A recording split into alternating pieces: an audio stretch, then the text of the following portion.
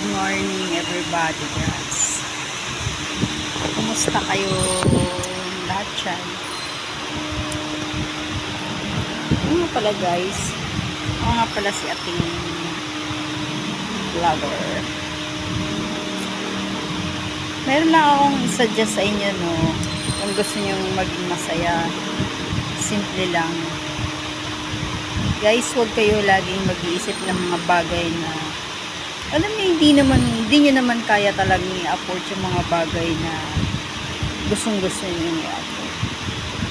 Tsaka, huwag kayong mag-aalala doon sa mangyayari sa susunod na kinabukasan. Isipin niyo yung ngayon. Huwag niyo isipin yung darating. Okay?